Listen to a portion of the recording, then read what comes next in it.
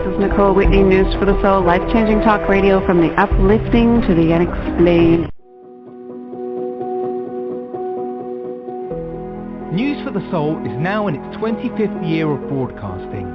Tune in live or visit the archives at newsforthesoul.com. That's newsforthesoul.com.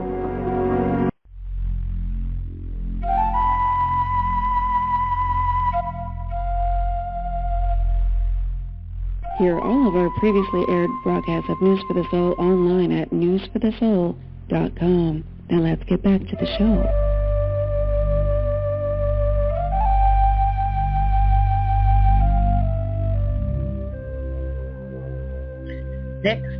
First up today, one of the new shows on News for the Soul, Awakening Divine Connections with Debra and David Sheshe. Let's hand it over to them to reintroduce themselves, their show, what's up for today. Welcome back, guys. Welcome. Hello, this is David. And this is Debra Sheshe. We're so glad that we're able to be here today. And thank you all the listeners out there that are listening. And our show today is turning down the volume in our life. Like the Matrix, the noise machine has us, and we don't even know it. But before we get into the topic, let's just do a few minutes of announcements. We decided to do them at the beginning of the show to get them out of the way, and that way we're not in this really wonderful state and then have to come back into the left brain and think about what's happening in the future. So we're going to go ahead and do the announcements now. The first announcement we have is we're going to be doing a Zoom Intuitive Mastery Seminar June 24th through the 26th. It's a Friday evening through a Sunday, and it's going to be on Zoom. And again, for those who don't know what the Intuitive Mastery Seminar is, it's a unique and accelerated workshop that focuses on individual empowerment and transformation through the awakening of your intuitive, creative mind and spirit. So that's, like I said, going to be on June 24th to the 26th. You can go to our website to sign up for that class, shadesholistics.com. And then the other thing I want to announce is the Sound Shower, which will also be on Zoom. It's going to be June 8th from 7 to 9 p.m. That's a Wednesday evening. And Zoom sound showers, they really help us to get into our own connection, get rid of the left brain, and just transform our life through the power of sound. It helps reduce stress, release negative emotions, reach deep states of relaxation and meditation, and connect to divine love. And so much more happens during a sound shower. So now I'm going to turn it over to David, and he'll talk about a few more events that we have coming up. Hello, this is David. I want to share a little bit that most of the listeners probably aren't aware of. For those who are our subscribers, just like we're going to have a call-in segment later in this program, we do what's called a Shea Spiritual Insights Zoom session. We send out the link, and it's done the first Friday of every month from 7 to 8-ish Mountain Time. And what it does is it takes the people within our spiritual group, which they're all dedicated to their spiritual path, and we all come out and we share what's happening in our lives, our thoughts, and if we have any questions, they can put it to the group, or if people want to, they can ask me. And just like when this segment, of course, the answers will come through from our higher guidance. Of course, our higher guidance knows that we're in a public setting. So certainly invite people who want to sign up and do that to join us. It's a real fantastic opportunity. And the other beautiful thing is that, you know, things will come through and I'll get something, but then perhaps someone else will say, oh, you know what, I just got this other piece of it. And it really allows things that when we have a challenge in our life to get multiple spiritual points of view from people who do this all the time. Okay. And then the only other thing I want to talk about, we've talked about it, I think, in our first show or second show. We do sessions, and we do one that's called a Spiritual Quickening Session. And typically we did those in person, and we did our first one over Zoom, and it was like being there. And this takes two modalities, Debra's sound showers and healings and the energies, and I do the energetic work, and it's like getting 3 or 4 sessions at once. And again, you can go out on shaysholistics.com and spiritual services if you want more information about it. I just want to leave it at that just to make it available, make it known that we do that Zoom sessions now, which seems to be absolutely wonderful, and it was far more connected than I thought it was going to be, and I'm so glad our higher guidance had us doing. And with that, I'm going to pass this over to Debra because she's going to do a wonderful centering and grounding exercise. All right. So before we start into the main topic, let's go ahead and go inward and connect with our inner being. And as we're doing that, Nicole will play the pre-recorded song that we did, the centering music, playing the ceremonial flute. So once she gets that started, we'll go ahead and start doing our... And then exhale with a sigh.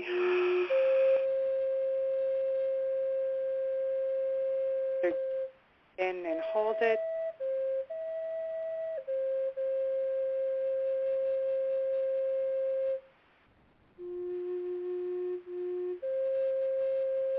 So you're beginning to relax. Take one more deep breath in and hold it. Then exhale with a sigh.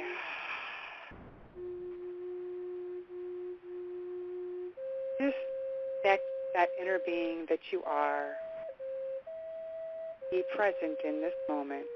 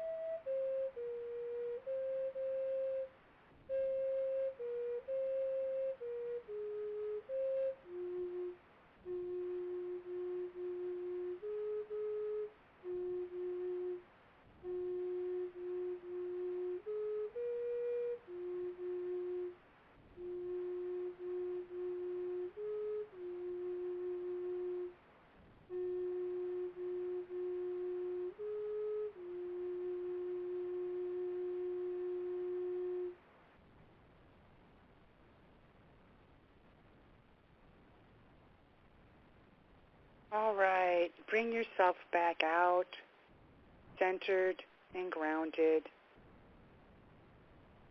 and ready and open to receive for what is your highest good.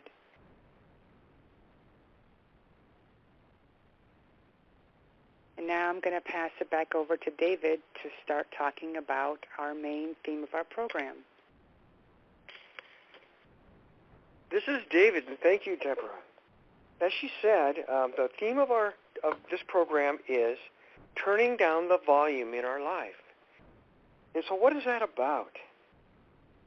We had an article back on our, or wrote about this back on April 5th, so for those who want to go read the full article. And the world is full of noise, a constant barrage of blah, blah, blah.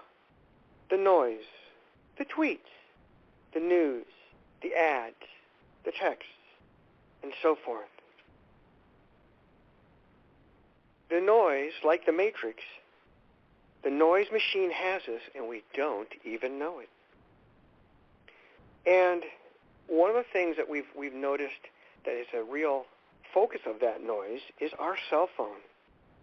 According to Asurian, I went and looked this up, most people check our cell phone 96 times per day, which is a habit that empowers our low self and ego. It just loves this stuff.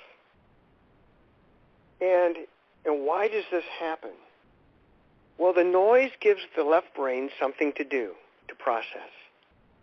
while we feed our lower emotions with a constant stream of dramatic, energetic content that has little to do with anything that is important in our life. And that's what we've really noticed these days. Go out to a restaurant or just anywhere. It's a constant, people are very much focused on that, and sometimes they need to be, but much of the time we don't. And the reason I mention this is it has to do with our brain. Our brains are wired for pleasure. There's actually a section of the brain that's called the pleasure center. And when we do things that bring us pleasure, it gives us a little hit of chemical. It's an actual opiate that our brain produces. Now, we would expect that if we consume something that has caffeine, perhaps alcohol, and I say cannabis, I just mean drugs of any sort, one would expect that there's going to be pleasure from that, and of course our brain's going to respond putting in chemicals into our bloodstream to reinforce that behavior because it's bringing us pleasure. What they've only recently discovered, and a lot of people are not aware of it, is that our phone and all this noise stimulates our brain's pleasure center. And it causes us to feel good. It makes us feel warm and fuzzy, if you will. And again, every time we read the phone, check a text, read the news, engage in something that's happening out there in the world, we receive a soothing chemical hit when we engage in that, just like a drug. Now, for those of you who might be Trekkies, and Debra and I are definitely Star Trekkie fans, all of them, the original series on, and in the Next Generation, they had one of the episodes, they had an episode called The Game. And this is very similar to what's happening today.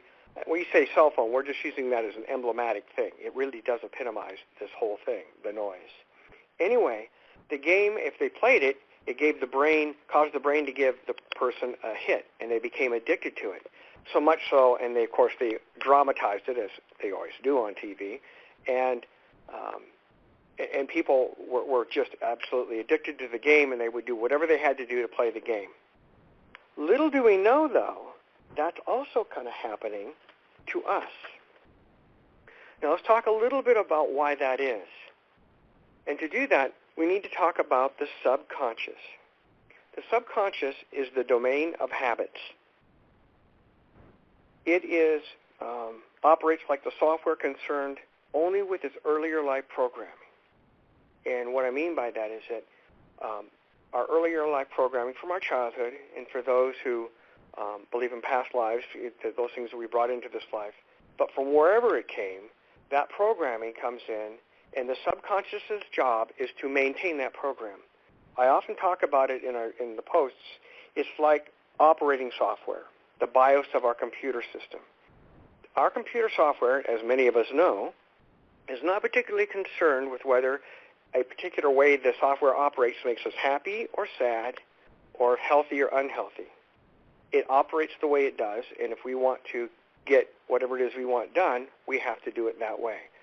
That's similarly how the subconscious, the low self, operate. It's just programming. Now, there's things we can do to easily remove that, but until we do, we may not even be aware of this program.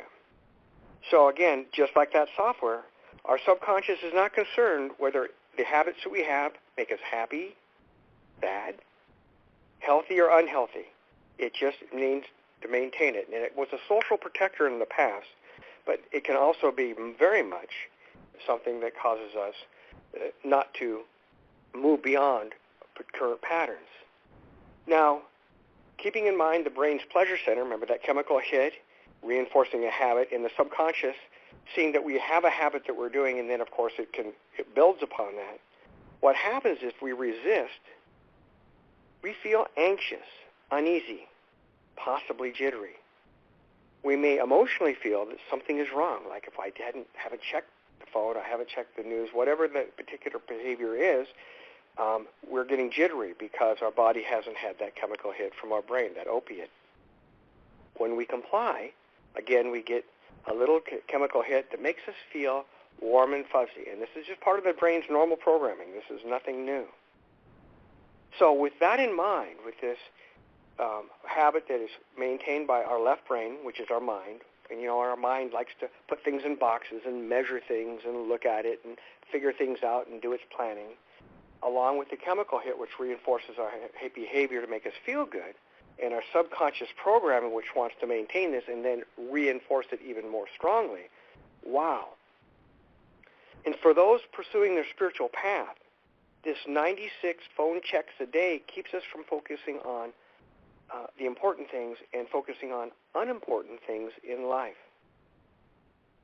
And what's interesting is the outer world's negativity funnel, which is what our phone and computers can be, the internet again, the daily news, the advertising, are all psychologically designed to keep us focused on the noise.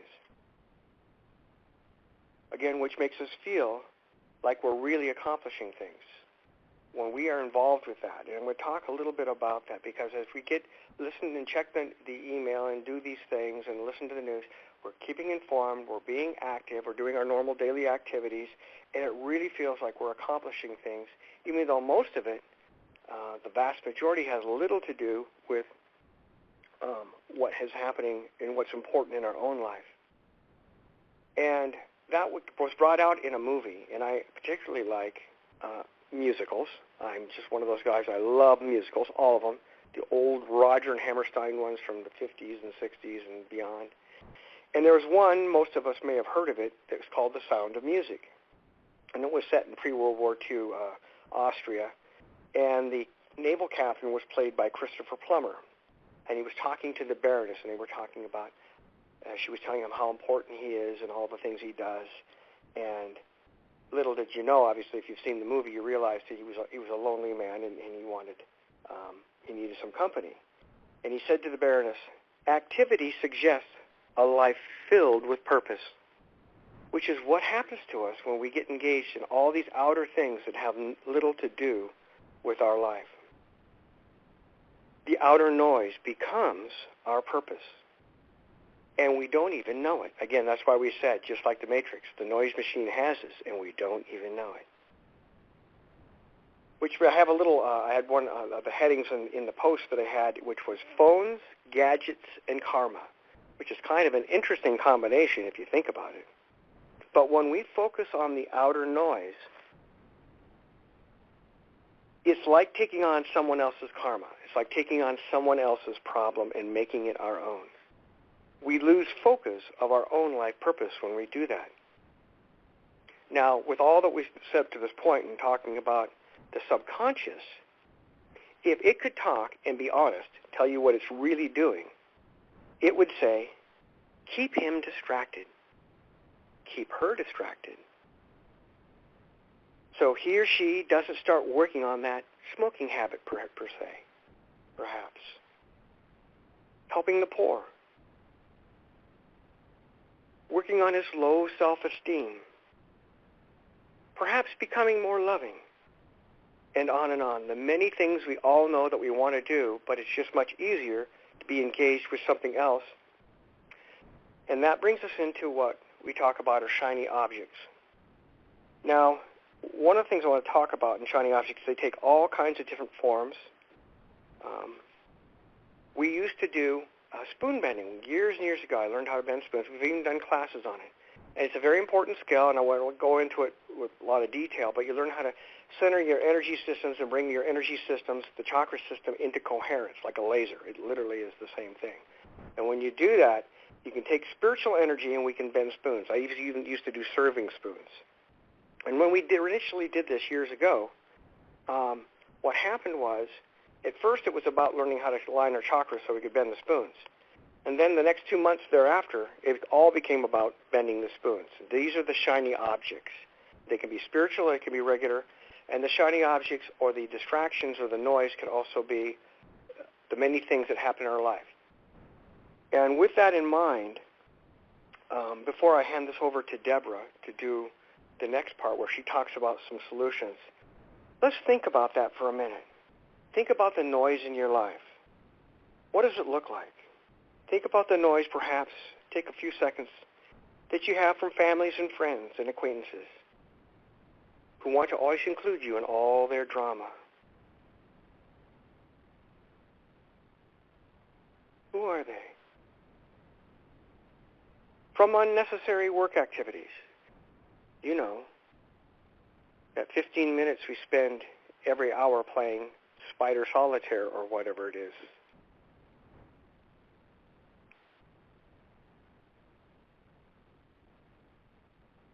Think about the focus that you may have on the outer news, worldly activities that are not a part of your actual life.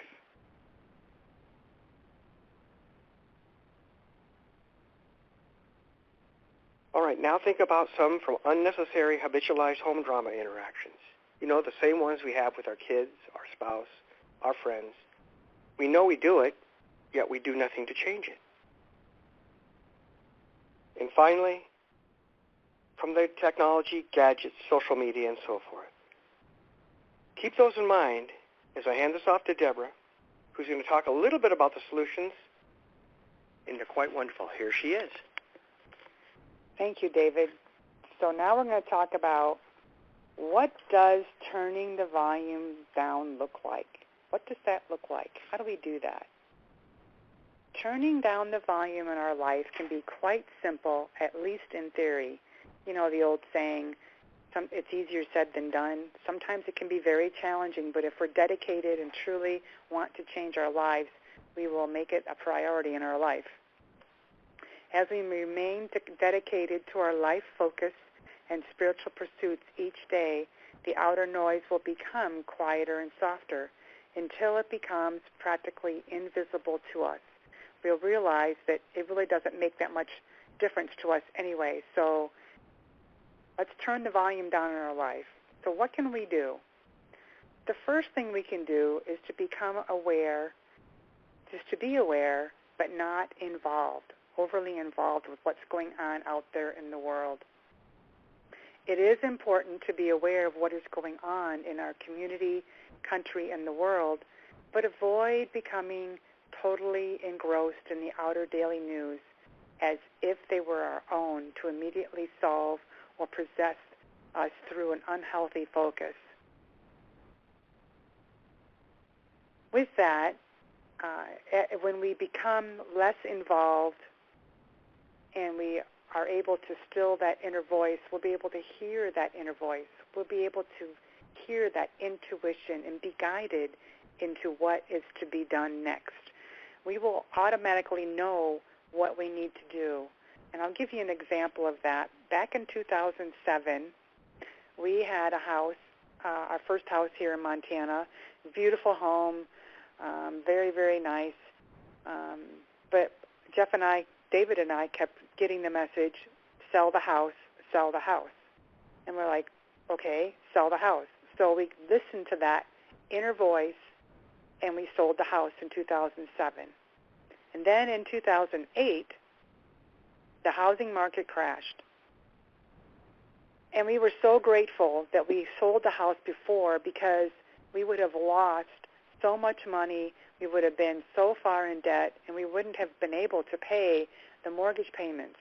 So we were so thankful that we listened to that intuition and that guidance and sold the house. But if we were overly focused on what's going on out there, we wouldn't have been able to hear that small inner voice. So that's one. We need to be aware, but not let it control our lives. When we find ourselves being controlled, emotional, step back and say, this isn't mine. Is this really important to me? And if not, let it go and change your focus. So the next thing we can do is we can make our home our sanctuary. We should treat our home like a spiritual sanctuary, allowing in only those things into our experience that serve our family's highest good. And this may mean that you may have certain people that you don't allow into your home anymore because they cause so much drama and angst and anxiety. You know, those people that constantly, every time you talk to them, they got their big story and blah, blah, blah, blah, blah. We don't want those kind of people in our life. If we try to help them and they don't want to listen, sometimes we need to let them go. The other thing is, when David and I are in our home, we don't have the music playing. We don't have the radio going. We don't have the TV going. We have it quiet. and it's very peaceful and calm.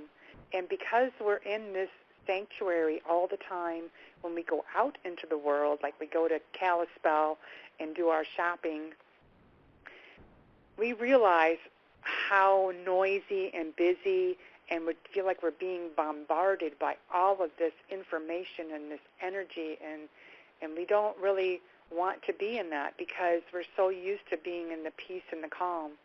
So when you turn the volume down in your home, only allow people in that resonate with you, and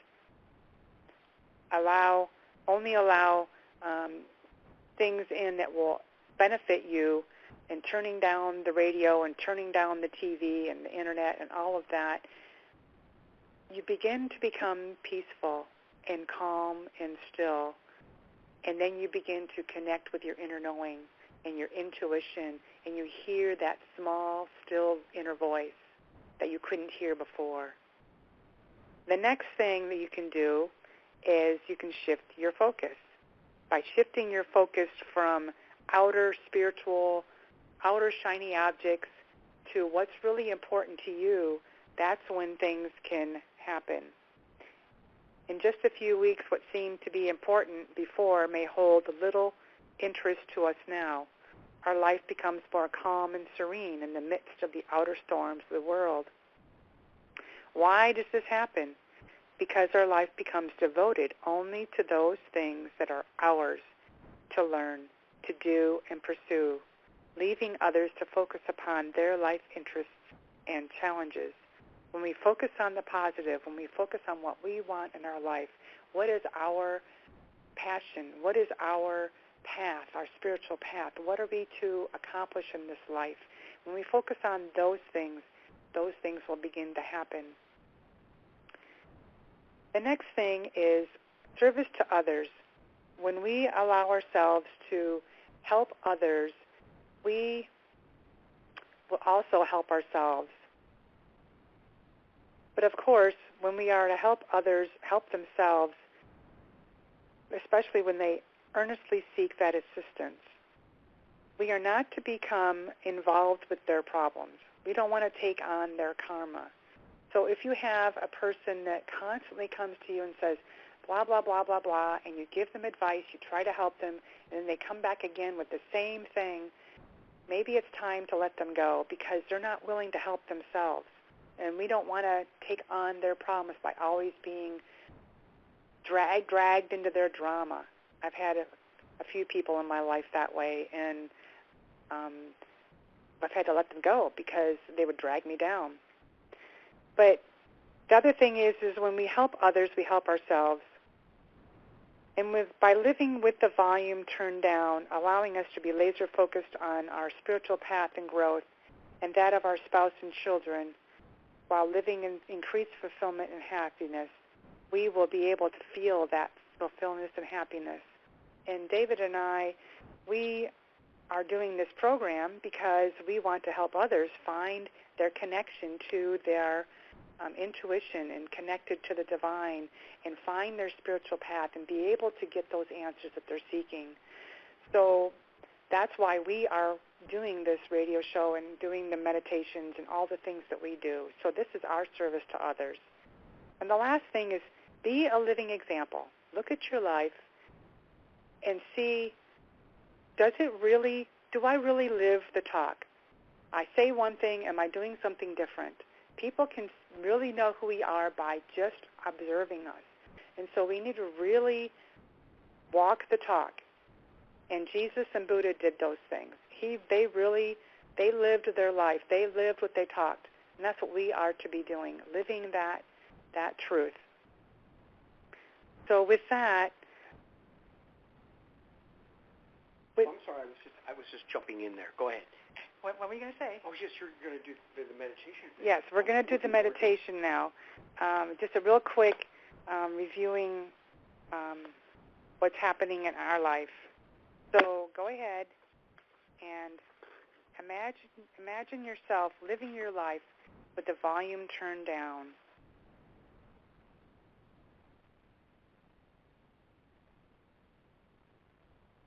What would that look like?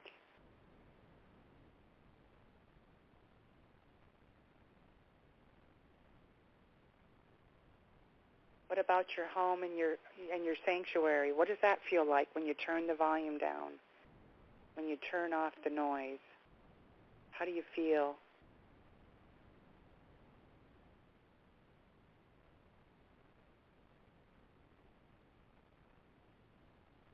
Envision setting boundaries on the use of technology and social media.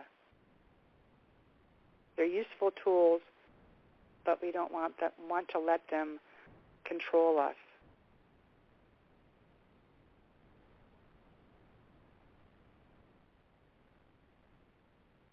Now envision your life helping others. What can you do to be of service to others?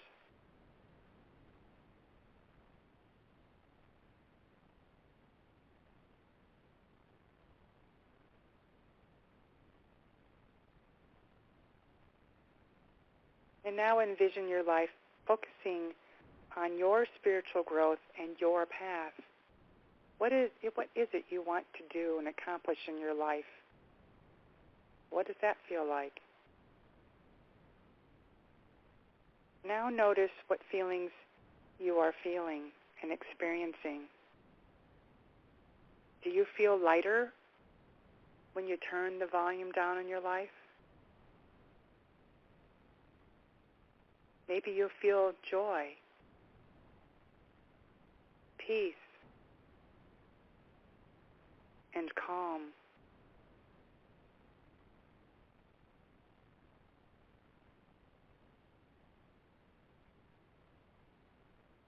See yourself fulfilling your life path and your purpose in life, whatever that may be.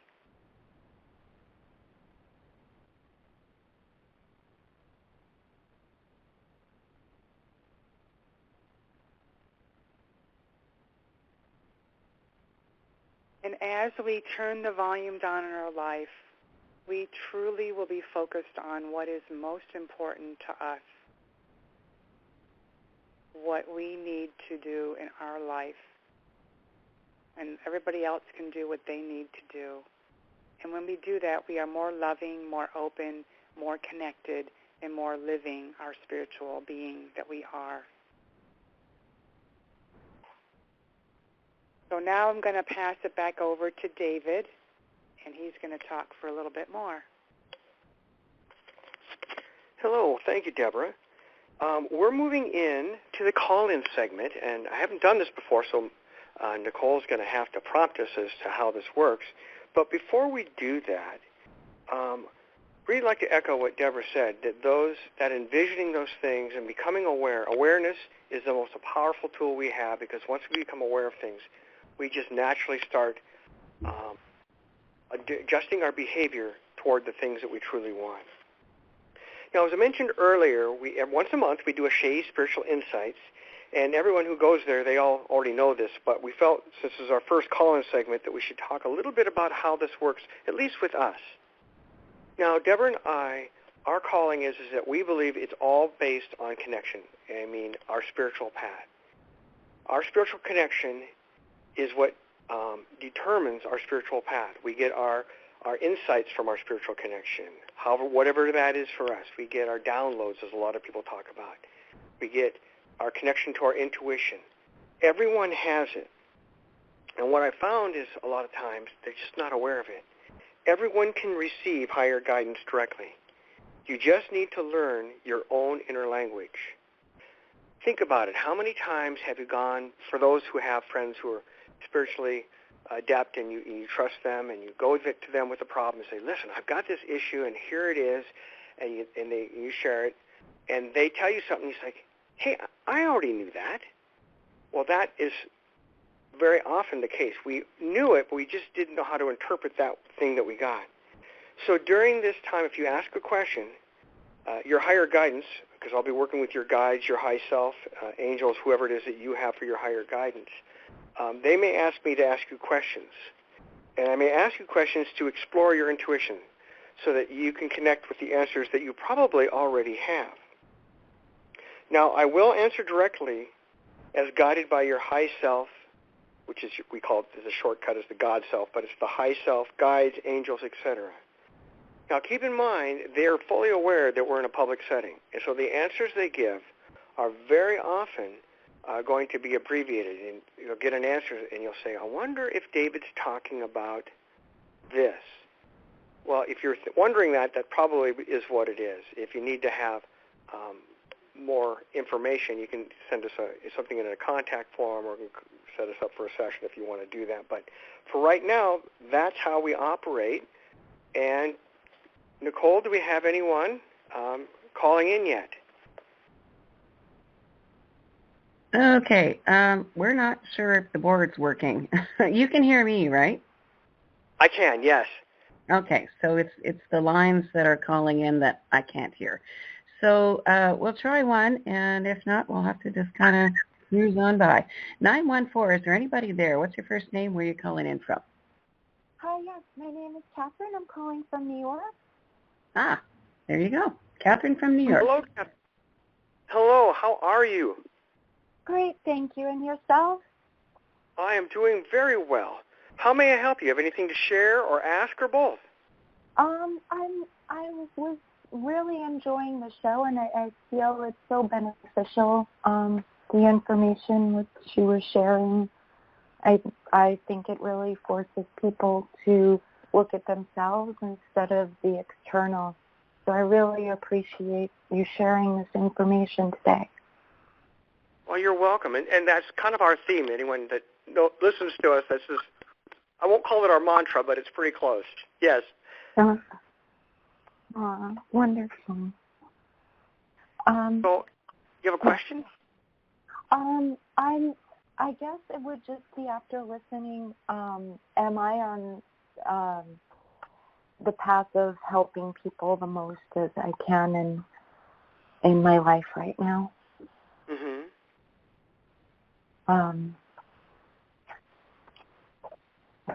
Yeah, I'm not sure how to ask it correctly, I guess. If I'm on the right path. Okay. I'm going to give you an initial answer. Are you familiar with your high self? Yes. Some people do, some people don't know about it. Well, your high self says, boy, she's really glad that you called in today, and what she wants you to know is that, see, service to others, people think in grandiose terms sometimes. They think we must go out and save the children in Ethiopia or something, and that's a wonderful thing for those who are called to do it. But we can do it in little things throughout the day, and that's what she wants you to be aware to do, and I think you are already doing it. Those things that you do to help others, and the little things, helping someone. I'll just make some things up. Helping someone at work, opening a door, answering a question, providing your insight. These are things, although they may seem small, help people out. And what she wants you to know, as you continue to do this more, you're going to increasingly energetically, that's kind of naturally what we do as spiritual beings, we'll energetically connect to that next segment of our path, and then the next thing you know, the unfoldment happens.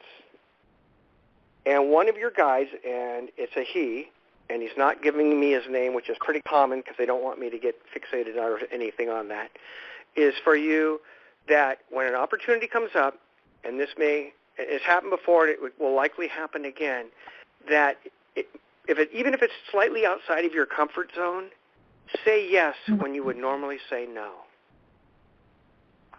That's what they're telling you right now. Are you on your path? Yes. And as you do that, you'll increasingly be on it. You're going to naturally zero in on the path that what we call the life plan, your life plan. You're going to start doing that more and more. Wow. Oh, that's amazing. Well, thank you. You're welcome. And just one of your guys, and you said that's amazing, she said, so are you. Oh. She wants you to know that about yourself. And it's really important. We are all creations of the divine. And as such, the divine only makes classic, absolutely priceless artworks, and that's who you are. Oh, wow. Oh, thank you so much. Thank you.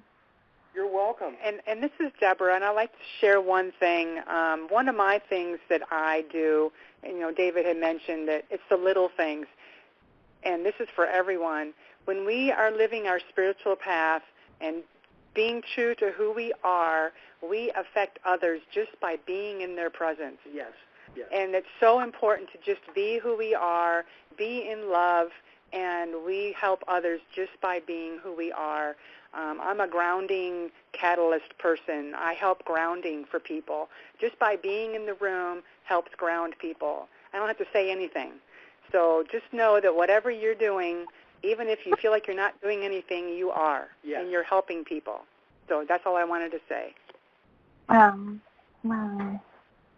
Oh, thank you. Thank you. I truly needed to hear this today. Thank you so much. You're welcome. Blessings to you. Blessings. All right, to you. Nicole, who's next?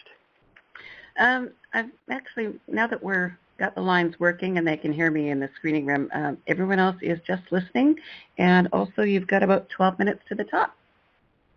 Okay, well, thank you so much. And, well, for those who are just listening, I appreciate if you do feel like calling in, and I understand that sometimes we are a little hesitant to call in because of, well, a couple of reasons. One of them, and we see this quite often, even for those who are really on a committed spiritual path, I'm going to talk a little bit about this, is that low self, subconscious programming. We call it emotional baggage. It's whether you, for those who believe in prior lives and they brought it in, or whether we just think this came from our childhood and DNA makeup, it really doesn't make much difference.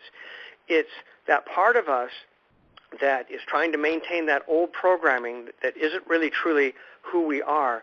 And it sometimes, well, it knows, because the subconscious has access through our connection with our high self, it knows the events coming up in our life. And it knows, for example, if you call in, or we go to the spiritual seminar, or we go to this class, whatever it might be, if it knows that will bring about a solution and eliminate that old limiting programming that we're carrying around in the subconscious, it will try to set up barriers. All kinds of weird stuff happens. All of a sudden, some weird problem comes up, or the refrigerator quits working, or the car has a problem. But we've noticed that when people stay committed to whatever it is they're being called to do, magically these things often just dissolve and go away. And it's also one of those things that my mentor June used to talk about. She says that's the universe testing us to see if this is truly what we want to do. And when we say yes and overcome and persevere through the obstacle, whatever it might be, then the next thing you know, the wonderful things happen. We affirm our true nature. The old programming goes away, and we're lifted upwards, and our life becomes transformed. Is there anyone at this point? I'm going to just go ahead and jump in if you need to, Nicole, if anyone's there. Yeah, status quo, everyone's listening, and 10 minutes to the top. All right, well, thank you. And I want to talk a little bit more about the shiny objects things, because I really was taken back. I want to talk about it in twofold, in a positive and the detractor way. When I was way back, and this was years ago when we were part of a meditation group, my late teens and early 20s, we learned how to bend spoons. And one of the things I found fascinating about this is that people who aren't spiritual will say, oh, that's spiritual work. That's just in your head. You know, there's nothing real about it. And for those who believe that, that's their truth.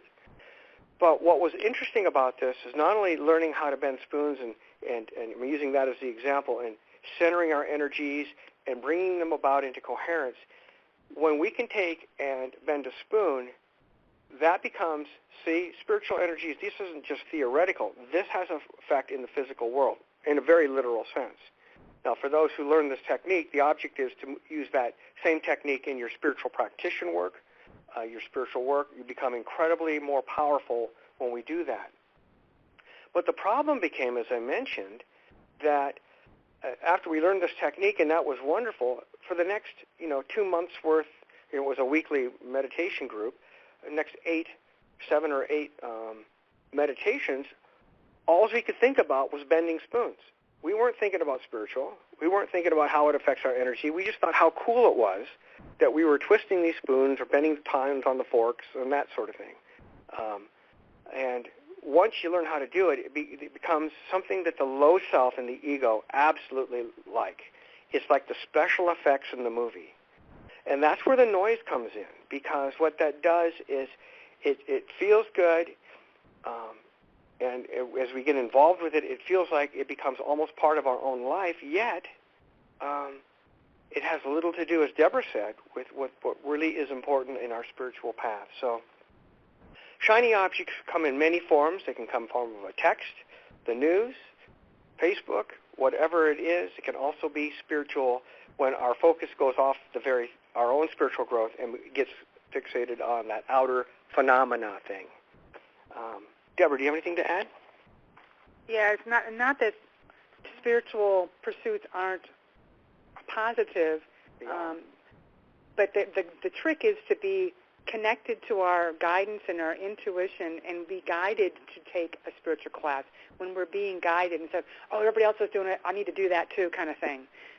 But when we are to be doing something, a class or going to a special group or whatever it is, we'll be guided to that and we will get that information, and then we'll know that it is for our highest good and it's for us to do. So yeah, it's kind of tricky because we do need sometimes to take a spiritual class or to listen to this person or go on a retreat or whatever it is, but that's in support of our spiritual path, and it helps us grow and learn. So I guess that's all I wanted to say at this moment. Thank you, Debra, and that's a very good point, that one of the things that we always talk about is one of the reasons we need, and it can happen to all of us, just the noise will naturally find its way into our life. As we keep ourselves centered and connected in the noise, that intuition, as Debra talked about earlier, really speaks loudly. And when we're guided by our intuition, that's our direct connection to our higher guidance, our high self, the divine, which is our shorthand for any aspect of God with which we connect, and each one person in the world connects uniquely. Then when we're guided to go to that person or this class, it's because that is what is best for us. And that will be the way to go, rather than, and I think we've all done it, I've done it, someone said, oh, let's go to whatever, the restaurant thing. That's an example of a worldly example. You should go to this restaurant, it's really great. And I tune in, it's like, Mom, but I'm going to listen to my friend. And the next thing I go there and I find out that it might be a really wonderful food, but it just isn't the right food for me. So, and the other thing to talk about too is we have a whole series of articles out on our website about it, and I'd like to talk about it a little bit here. And just for those who don't know me, when I get information, I'm they used to call it in this particular model a Style 4 learner, which all that means is when I get information, when I tune in and get information, when people ask a question, I get the whole thing at once, and I have to kind of work through it and take the piece out that the person needs to know to answer their question. And so when that happens is, when I try explaining things about emotional baggage, I sometimes go into a little bit of detail. But what it talks about, and there's a series of 4 articles, and the first 3 talk about how it operates in our life. And it's part of the earlier life, and again, for those who believe in past lives, which we do, but we bring these habits forward. And what's really important to know is whatever is left over from a past life is with us now. So whether it came from a past life or not really becomes immaterial. These are attitudes and behaviors that we have. And as we become aware when they start coming up and how they operate, then we can bless them and let them go.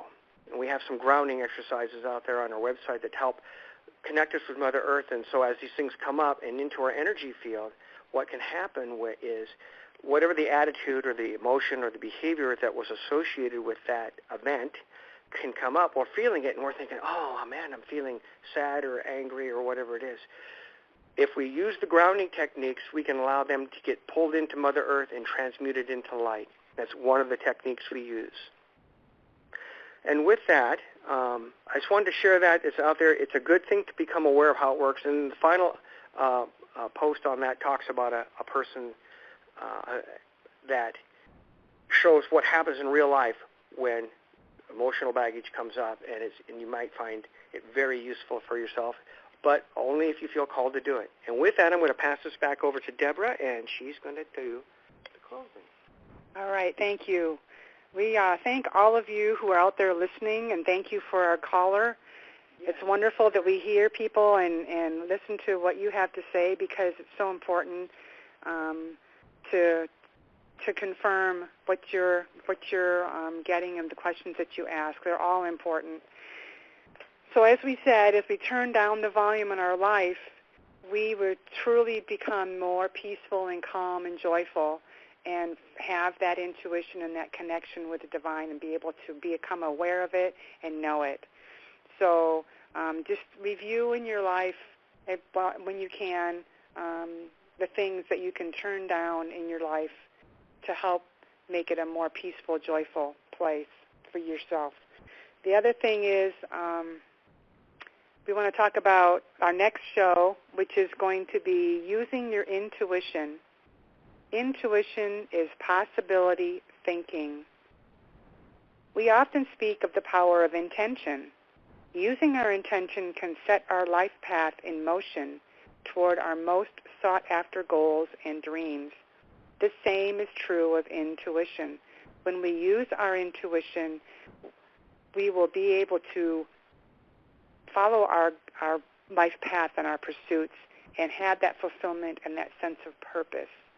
And again, the Intuitive Mastery class that we're having in June on Zoom is all about connecting with that intuition and letting go of all the pre-programming that we have, the baggage, all of that, the things that we need to work on. We do that during the Intuitive Mastery. It's a very powerful seminar. People's lives are changed.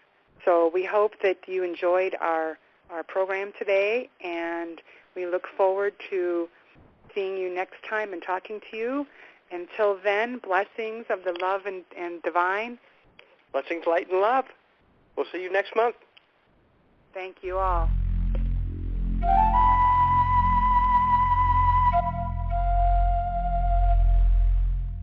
Hear all of our previously aired broadcasts of News for the Soul online at newsforthesoul.com. Now let's get back to the show.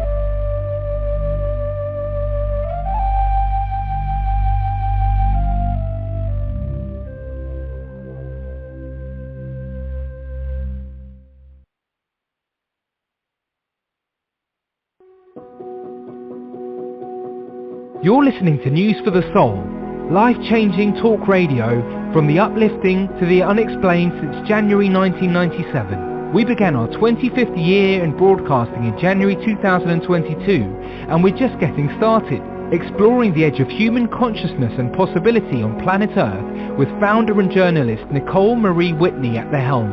What's really real and what's really possible? That is what we want to know. Join us at newsforthesoul.com. newsforthesoul.com.